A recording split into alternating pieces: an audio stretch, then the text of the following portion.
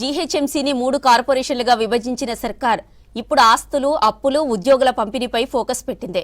ఈ ప్రక్రియను పారదర్శకంగా నిర్వహించేందుకు సెంటర్ ఫర్ గుడ్ గవర్నెన్స్ ఆధ్వర్యంలో ప్రత్యేక టాస్క్ ఫోర్స్ కమిటీ ఏర్పాటు చేసింది.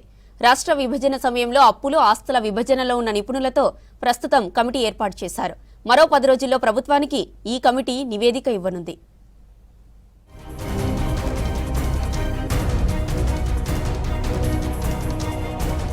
జీహెచ్ఎంసీ విభజనతో పరిపాలన వికేంద్రీకరణ దిశగా ప్రభుత్వం ముందడుగు వేసింది. గ్రేటర్ హైదరాబాద్ మున్సిపల్ కార్పొరేషన్ను 3 భాగాలుగా విభజించారు. ఈ 3 కార్పొరేషన్ల మధ్య ఆస్తులు, అప్పులు, సిబ్బంది పంపిణీని వివాదాలు లేకుండా పూర్తి చేయనుంది.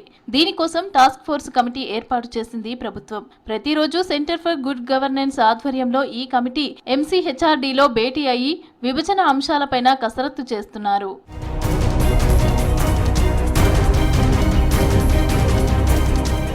పదేళ్లలో జీహెచ్ఎంసీ మొత్తం 6,530 కోట్ల రుణాలు సేకరించింది.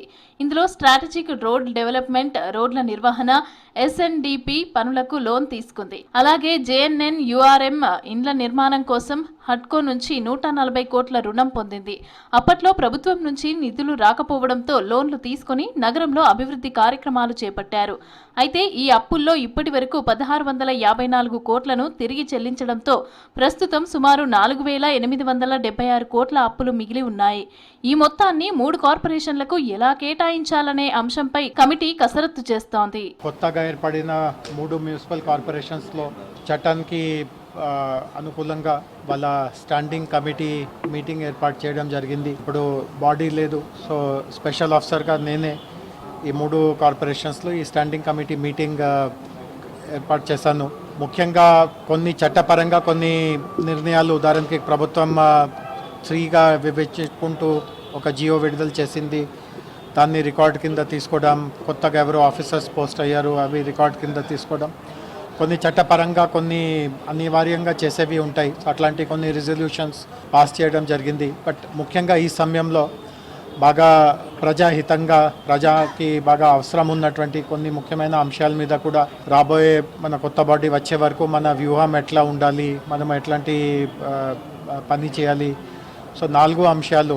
ఒకటి శానిటేషన్ ఉంటుంది, అదేవిధంగా మనకు ఈ స్టార్మ్ వాటర్ డ్రైన్స్ విషయం ఉంటుంది. అండ్ మనకు తెలుసు ఒక 6 months తర్వాత మాన్సూన్ కాలం కూడా మొదలైపోతుంది. సో ఇప్పటి నుంచి మాన్సూన్ ప్రిపేర్డ్నెస్ ఎట్లా ఉండాలి. జీహెచ్ఎంసీకి చెందిన 24 మార్కెట్లు, 2,363 షాపులను ఆయా కార్పొరేషన్ల పరిధిని బట్టి విభజించనున్నారు. ఏ ప్రాంతంలో ఉన్న ఆస్తులను ఆ కార్పొరేషన్లకే ఇవ్వనుంది ప్రభుత్వం. అలాగే భూములు, కమర్షియల్ కాంప్లెక్స్లు, వాహనాలు, బ్యాంకు నిధుల వంటి ఆస్తుల పూర్తి లెక్కలను కమిటీ సేకరిస్తోంది.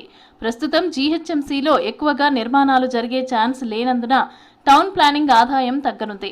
సైబరాబాద్ మున్సిపల్ కార్పొరేషన్లో భారీగా నిర్మాణాలు వస్తున్నాయి. ఇవన్నీ అంశాలను దృష్టిలో ఉంచుకొని అప్పుల విభజన చేయనుంది ప్రభుత్వం. అంటే సిటీలో ఒక సిటిజన్స్కి ఎట్లాంటి సేవలు ఆశ ఉందో, ఈ సమయంలో ఆ ఆశని ఎట్లా మనము బాగా సమర్థవంగా ఎట్లా నిర్వహించుకోగలగాలి, వాటి మీద కొన్ని మన మంచి సలహాలు, సూచనలు ఆఫీషియల్స్ నుంచి వచ్చినాయి.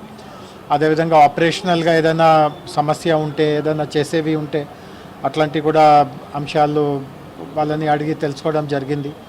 సో స్పెషల్ ఆఫీసర్ కాకుండా నేను ఎంఐయుడి శాఖలో స్పెషల్ చీఫ్ సెక్రటరీగా కూడా ఉన్నాను. సో వాళ్ళు ఇచ్చిన సలహాలు, వాళ్ళు ఇచ్చిన సూచనల మేరకు కొన్ని కొత్త గైడ్లైన్స్ తీసుకురావడము, అదేవిధంగా వాళ్ళు ఎదురవుతున్నటువంటి ఇబ్బందులని ప్రభుత్వ పరంగా వాళ్ళకి ఏ రూపంలో అవి లేకుండా చేయడం, అవి అన్నీ నేను ఈ 3 కార్పొరేషన్స్ నుంచి ఫీడ్బ్యాక్ వచ్చాక రాబోయే 2-3 రోజుల్లో వాటన్నిటి మీద ఆటంకాలని తొలగించడం, అవన్నీ నేను నా వైపు చేస్తాను. మున్సిపల్ సిబ్బంది పంపిణీ కూడా కీలక అంశంగా మారింది.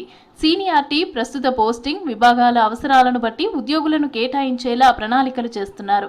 తెలంగాణ, ఆంధ్రప్రదేశ్ రాష్ట్ర విభజన సమయంలో పనిచేసిన నిపుణులు ఈ టాస్క్ ఫోర్స్ టీంలో ఉండటంతో ప్రక్రియ వేగవంతంగా సాగుతోందన్నారు అధికారులు. నివేదిక ఆధారంగానే ప్రభుత్వం తుది నిర్ణయం తీసుకోనుంది. ఇక మార్చి 31 వరకు 3 కార్పొరేషన్లకు జీతాలను జీహెచ్ఎంసీ నుంచే ఇవ్వనుంది ప్రభుత్వం.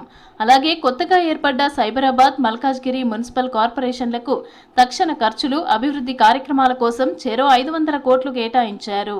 ఆస్తులు, అప్పులు, సిబ్బంది పంపిణీ ప్రక్రియ పూర్తయ్యాక 3 కార్పొరేషన్లు స్వతంత్రంగా పనిచేస్తాయని తెలిపారు ఉన్నతాధికారులు.